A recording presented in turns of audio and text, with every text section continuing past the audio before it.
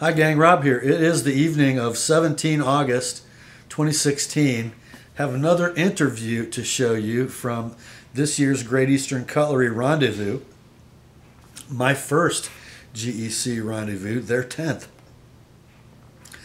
And I didn't really know quite how to approach this event from a YouTube standpoint. You know, what should I take video of? Who should I try to interview? And I just kind of prayed for the Lord to bring me people who would be interesting and significant, and wow, did He ever! So this is going to be the second of 3 interviews that appear on the channel from this year's Rendezvous. The first, I hope you watched. If you haven't, go back and watch it. It's with Charlie Campagna, the most prolific sort of co-designer and special factory orderer of GEC knives, the father of the Tom's Choice Barlow, among others. The number 98, Camp Knife, Cattle Knife, and Whittler, all sort of emerged from the unbelievable mind of Charlie. A recent knife for GEC, though, is the number 14 Lick Creek. It comes in a Barlow, a Tom's Choice Barlow, a little smaller than the 15, and also a boy's knife. And Charlie has this buddy, an interesting friendship. Charlie, born in Buffalo, New York, I think, and now lives way in the Northwest in Canada. And a fast friend of his, and a contemporary age-wise, is a guy named Lyle Fry. Couldn't be more different culturally and geographically from Charlie, except that they share this love for pocket knives. Lyle is he is the inspiration behind the number 14 Lick Creek boy's knife. And stay tuned, you'll see a review of that knife. I bought one directly from Lyle, and only the ones purchased directly from Lyle's stash have included a card with sort of a biography. The knives come with an etch that shows the home where Lyle was raised, and somewhere in the literature, maybe it's on that card, is a portrait of Lyle when he was a boy. And we're going to now talk with Lyle. Not only is he the inspiration behind the 14 Lick Creek boys knife, he also was the driving force behind the number 38 Farmer's Jack, or John Chapman budding and pruning knife, or Charlie's special factory order, which Lyle was involved with, was called the Orchard Gem. And you'll see in this interview that Lyle is a ferocious collector of Farmer's Jacks, a very interesting pattern, one that's, I think, underappreciated. So we're going to talk with Lyle a little bit, with a special appearance by Charlie, as he walks us through his case of Farmer's Jacks. What a cool guy. What a cool guy. And loves him some Skinnerd. Here, take a look. Takes apart. Would it film better with the rest? Oh, yeah. Wait a minute. Don't start filming yet. I gotta get back here. Oh, you gotta get in the background? You're gonna photo bomb him? Okay, guys, we have another member of knife collecting royalty, Lyle Fry. Good friend of Charlie Campagna, at least maybe. There's Charlie going to the bathroom. Hey! Let us know how it comes out, Put that Charlie. on YouTube. And Lyle, you're not from Canada, though. No. You're from Huntington, West Virginia. Huntington, West Virginia. Yeah. And Lyle is an aficionado collector of Farmer's Jacks. Not a real common pattern to most of us. So he's got 2 whole cases full of them. So tell us about your love for the Farmer's Jack and how you got this collection. Well, where we're at right here, we started with what ended up last year is mine, these 3 here, which were handled in ebony and smooth ivory bone and the antique yellow jig bone, and these 3 were Charlie's. But they came from a meeting with Bill a year and a half, 2 years ago, and I was showing him this collection. He's seen my passion for it, and to tell you a little bit about them, these knives here were a later form of traditional Farmer's Jack let me get one here. This is a Wester Brothers, but nice one that supposedly come out of a factory collection. But anyway, they have this pruning blade on this end, a typical farmer's jack, and a spay blade or a budding blade called on this other end, and that's typical farmer's jack. This knife evolved from that, and this Schrade knife here is a flat bladed knife. Each side of this blade is flat, and Schrade advertised this as a truer cut when you were grafting or whatever you were doing. And this, what I call this knife, a rooster comb. You know, down south, all these farmers jacks with this hump back were called rooster combs, and it's as everywhere there's a regional definition or term for whatever, but with this modified spay blade, which has this little hump that's, you can see on the spine, it's called a spud. Spud? Yes, that little hump up there. What you did, you opened up the bark with a slit here, and this blade was modified with a jimping here that allows you a thumb rest. Right. And you use the back of this spine to loosen the bark open to insert a bud in the grafting.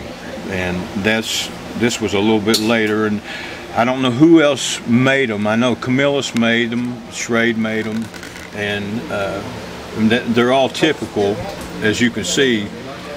These are Camillus, and this is a Schrade. Well, and and I don't know who made this one. This is A. Fields. I was noticing these in the case before we talked, and I thought, what a gorgeous secondary blade shape.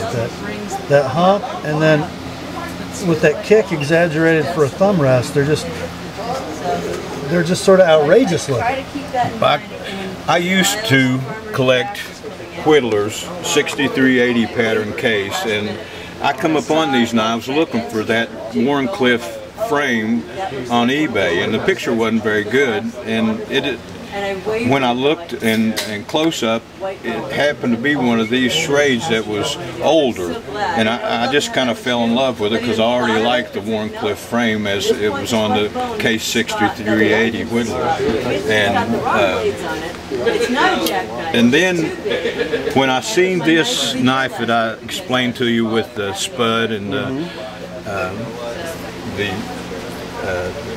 modified spay blade, that was my grail, and I searched and searched for them for several years before I could find one.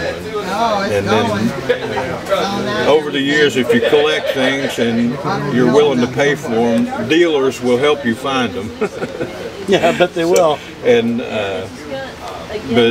then I bought a collection off an older man that had liked these knives, and then it just seemed like the Lord blessed me that they came to me. And I've only been collecting these for about 4 years, something like that, 5 maybe, mostly about 4 years. So when the 38 pattern came about at GEC, were you the influence to make that 38 pattern as the farmer's jack variety? Well, like I said 2 years ago when I met Bill up here, and he seen my passion for these knives, and I was trying to get him to, I said, you ought to make one of these, you know, because it's a really nice frame for a whittler, a half whittler, what they call them, with a Warncliffe blade that I think Derek Bone made those, and there's just a beautiful knife, and I've had custom makers tell me that they think that frame and that whittler that GEC made here off that 38 frame is their signature knife. I think so. Here's the Farmer Jack version in Titty-Ute trim. I can't see that color. Is that dark green? I think it's, no, that maroon or the dust blue. I don't really know which one it is either. Just a great user knife though, isn't it?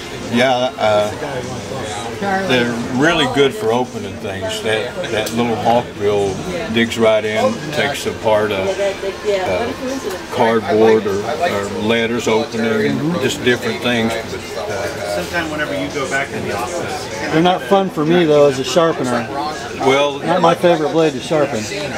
you almost need the Lansky type crock sticks, Right, something to pull round. through. Yeah. Sometimes I just can't figure So you don't out waste the how tip. you leave Right, right. Because when you sharpen them, a lot of times they become like this knife right here. Where the tip's straightened out. Right. That knife right there started out as this knife over here.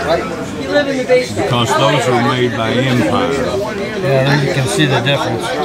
And just over the years of usage. But I'm tickled.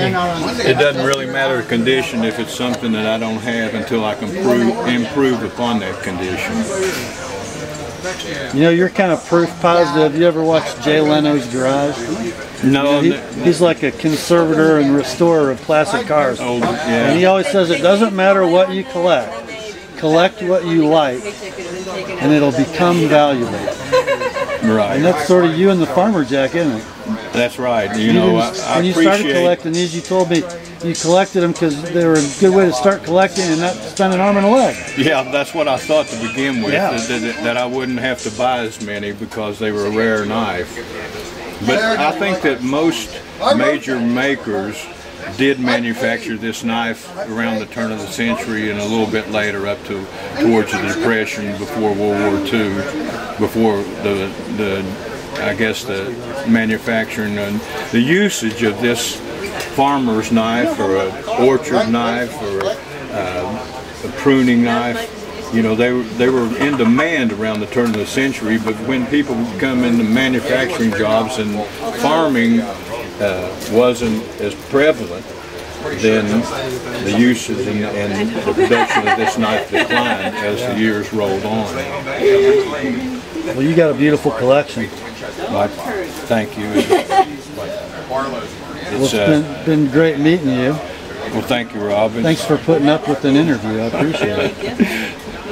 Well, I hope you're able to use it. I'm sure I will. Well, thanks, Lyle. All right. Now, wasn't that interesting? You know, I could listen to Lyle talk all afternoon and well into the evening, and I did. I spent a lot of the day on Friday with Lyle and with Charlie, and then I went out for a little ride through the hills of western Pennsylvania on a gorgeous Friday afternoon on the Gold Wing, and I got back to the hotel. I was putting the bike away, and I hear this voice from on high on the second floor balcony of the hotel where we were staying. It was Charlie asking me if I'd like to join him and his wife and Lyle and some other collectors and Bill Howard for dinner. So we had dinner, and then we moved from the big dining room where the buffet was over to the bar. And you know, before it started to become a happening place on a Friday night, earlier in the evening, just a bunch of knife guys, some knife gals, some wives together talking, and I got to spend a lot of time with Lyle, and I could listen to that West Virginia drawl all day and all night, and I did. What a great guy! I had no idea. I knew that a friend of Charlie's was involved in the Lick Creek number 14. I didn't know who he was before I got to the Rendezvous, and when I met Lyle, I had no idea the depth of knowledge that he has, and what an awesome human being he is. We got to talk a lot about our walk with the Lord, about our church life at the picnic on Saturday. Just a super guy, somebody I'll keep in touch with. I hope you enjoyed watching and listening to Lyle talk about knives. Grace to you and peace, my friends, from God our Father and the Lord Jesus Christ. And remember, the word is sharp.